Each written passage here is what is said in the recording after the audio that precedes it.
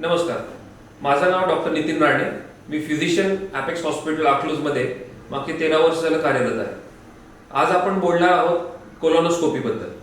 तर कोलोनोस्कोपी म्हणजे काय? तर जेव्हा मोठ्या आतड्याची तपासणी करावी लागते आणि ती आपण दुर्बिणीद्वारे करतो, हा एक एंडोस्कोपीचा प्रकार आहे. त्याच्यामध्ये जेव्हा आपण ती दुर्बिणीची तपासणी करतो त्याला आपण कोलोनोस्कोपी म्हणतो. तर आपण मागच्या सेशनमध्ये एंडोस्कोपी मधला दुसरा प्रकार म्हणजे गॅस्ट्रोस्कोपी हे बघितलं होतं.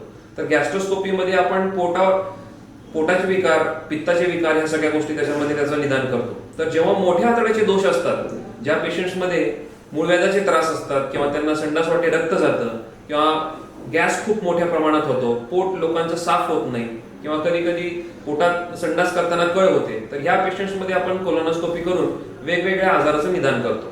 तर ह्याच्यात मोस्ट कॉमनली आपल्याकडे असणारे आजार म्हणजे मूळव्याध आणि त्याच्या आजूबाजूला असणारे जखमा.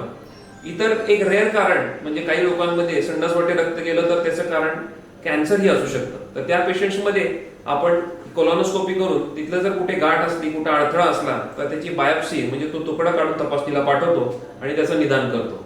तर कोलोनोस्कोपी ही तपासणी या ठराविक पेशंट्समध्ये आपण करून त्याचं निदान केल्यानंतर ट्रीटमेंटमध्ये त्याचा योग्य त्या रीतीने फायदा करतो, पेशंटला होतो. तर ह्याच्यामध्ये सर्वात महत्त्वाचं काय तर त्या क्वालिटीची आपल्याकडे कोलोनोस्कोप आणि एंडोस्कोप हे एक नवीन पद्धतीचा आपण आता रिसेंटली ॲपेक्स हॉस्पिटल अकलूज येथे घेतलेला आहे.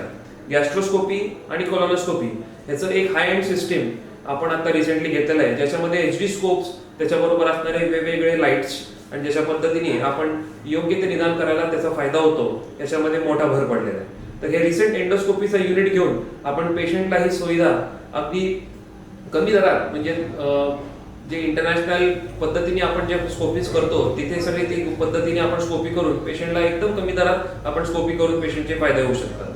तर त्याच्यामध्ये ह्याबद्दल पेशंटला होणारे विकार याच्या निदानासाठी नक्की लोकांनी याचा फायदा घ्यावा आणि पेशंटची एंडोस्कोपी करून त्याचे सगळे आपले निदान कंप्लीट करावे. तर कोलोनोस्कोपी बद्दल ही आपली छोटीशी माहिती. धन्यवाद.